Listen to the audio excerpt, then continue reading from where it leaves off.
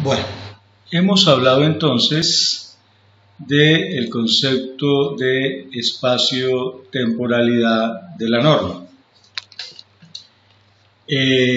Ya al respecto dijimos que debíamos considerar unos efectos de la norma en el tiempo y unos efectos de la norma en el espacio. Y básicamente estos efectos de la norma en el espacio, ya explicamos, se trataban de un lado de la territorialidad y del otro de la extraterritorialidad. Entonces, vamos a continuar desarrollando el tema de la interespacialidad de la norma. Y básicamente nosotros lo que habíamos planteado en esta parte anterior, inicial, es la fatalidad de que la norma siempre está circunscrita a los factores del espacio y del tiempo. Ahora nos vamos a concentrar como en un aspecto de la espacialidad y nos vamos a referir específicamente a los distintos espacios en los que puede operar un sistema normativo dado. Entonces, un sistema normativo es en principio una especie de sistema cerrado que opera en un determinado espacio. Entonces, digamos, un espacio puede ser el estado ecuatoriano y otro espacio puede ser el estado norteamericano. Entonces, estos son dos espacios que corresponden a dos estados y cada uno de esos estados tiene un sistema normativo propio. Ya en la sesión anterior también tuvimos oportunidad de referirnos al concepto de los estados nacionales. Pudimos ver un video en el que hacemos una lectura acerca de su definición, su origen, cuál fue su evolución histórica a partir del Tratado de Westfalia, cuáles son las distintas concepciones que pueden existir respecto de los estados nacionales, y en particular vimos algunas críticas al concepto de Estado-Nación y en oposición al Estado-Territorio. Entonces, hoy aquí está pues el video que ustedes tienen a disposición donde se hace esta lectura. Entonces hoy nos vamos a concentrar un poco en ese tema de los estados nacionales, en su definición y reiteramos entonces lo dicho de que un estado-nación es una forma de organización política. Y en cuanto a forma de organización política, es una forma de organización del poder.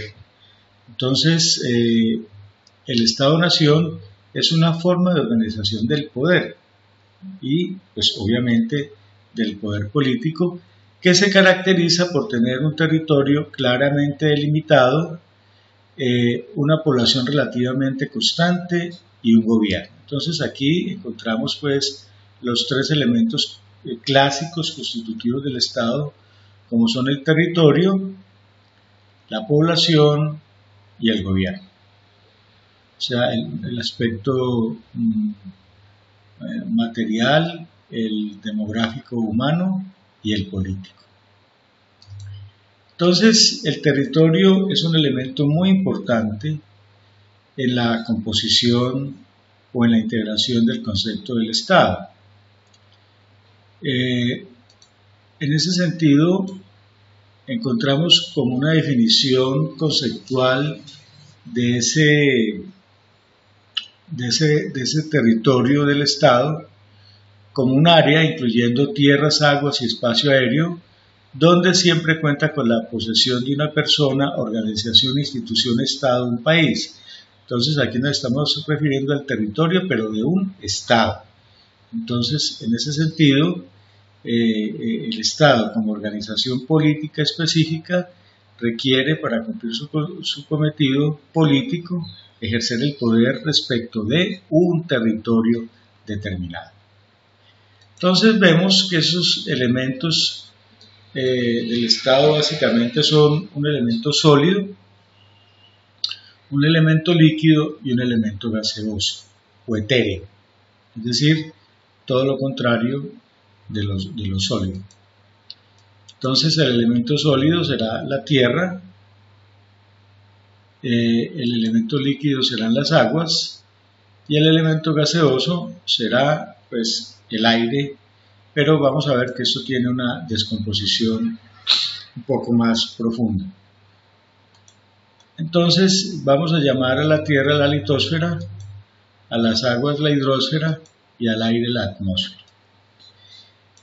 La hidrosfera pues está a su vez integrada por todos los cuerpos de agua, sean de naturaleza marítima, por ejemplo el mar territorial, la plataforma submarina, etcétera, lacustre y fluvial. En cuanto a la atmósfera o la parte pues más gaseosa del estado, es importante considerar, por ejemplo, el espacio aéreo, el espacio geoestacionario y el espacio electromagnético. Entonces, todos estos elementos podemos considerar que están integrando tierra, aguas, aire, están integrando el territorio del estado.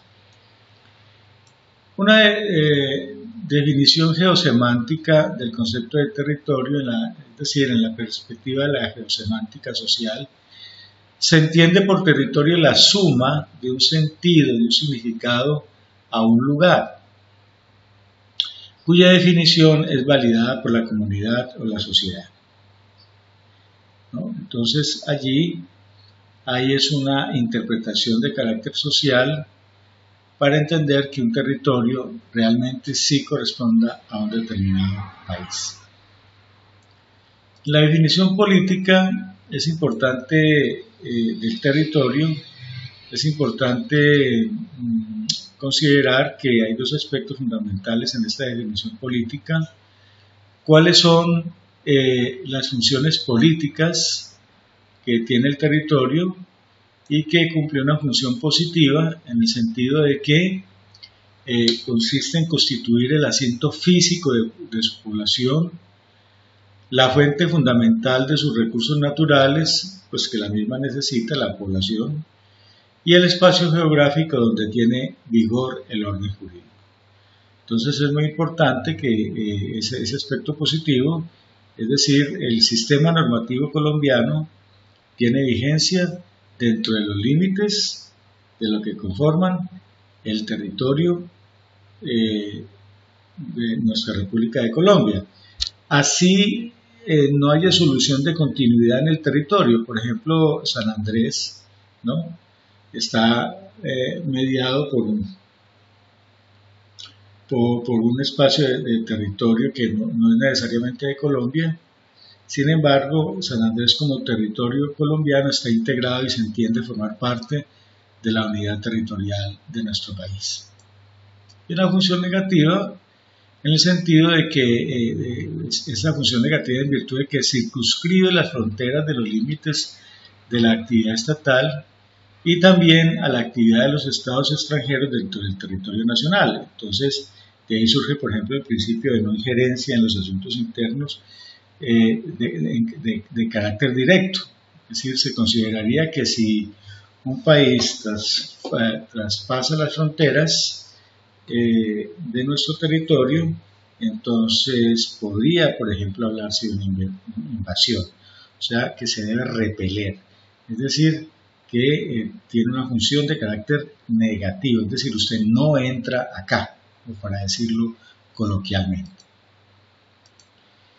Ahora, la necesidad del territorio, desde el punto de vista político, el territorio es muy importante, y de ahí pues que, como eso está enlazado con el tema del poder, las luchas territoriales entre estados generalmente significan fundamentalmente una lucha de poder.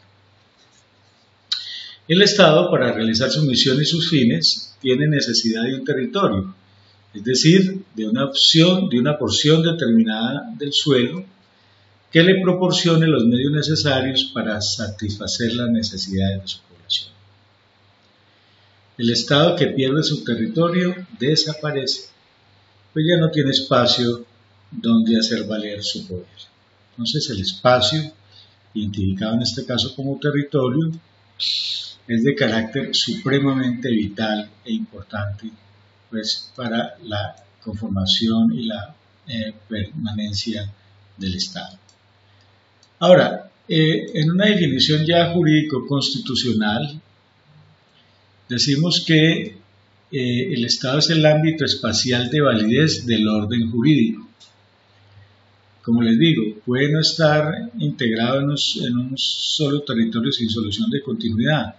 Es decir, el orden jurídico, por ejemplo, de los Estados Unidos es perfectamente válido en Hawái o en Alaska, así no estén integrados sin solución de continuidad en su territorio. Ya sabemos que medía una enorme distancia, incluso en la soberanía de otros países, entre el estado de Hawái y Estados Unidos propiamente dicho, y el estado de Alaska y los Estados Unidos propiamente dicho. Pues es uno de los componentes del Estado. Entiéndase por territorio en el derecho constitucional, no necesariamente la unidad espacial. Por tal motivo, la unidad del territorio no es una unidad geográfica. El territorio puede estar compuesto de partes separadas entre sí por otros territorios que pueden pertenecer a estados diferentes o no pertenecer a estado alguno, en el sentido pues estricto de territorio, como por ejemplo el de alta mar. Si todas estas partes geográficamente inconexas constituyen un todo unitario, un territorio único débese única y exclusivamente a que no son sino el ámbito espacial de la validez de uno y el mismo orden jurídico, ¿no? Por ejemplo, nosotros referíamos antes el concepto de nación, que es un concepto sociológico de identidad cultural e inclusive hasta racial. Entonces, cultural, que comparten, digamos, el mismo folclore, costumbres, comidas, etc. Pero el caso, por ejemplo, de los Estados Unidos de América, la nación hawaiana es bien distinta, digamos, al conjunto de los rasgos pues, más generales de la nación norteamericana continental. Pero lo que sí impera es que hay un orden jurídico de fondo que es idéntico en uno y en otro territorio, lo que permite la unidad del Estado. Entonces, insistimos, la identidad del territorio del Estado no es más que la entidad del orden jurídico, ¿ya? O sea, es el orden jurídico lo que le da, pues, entidad a este asunto. De manera que para otros autores es la porción en la superficie del globo terráqueo sobre la cual el Estado ejerce habitualmente su soberanía.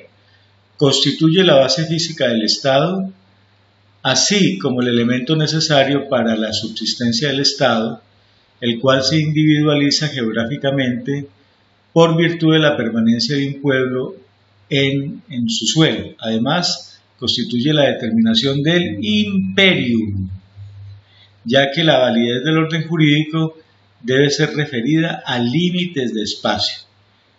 Escuchen por favor bien esto. La validez del orden jurídico debe ser referida a límites de espacio.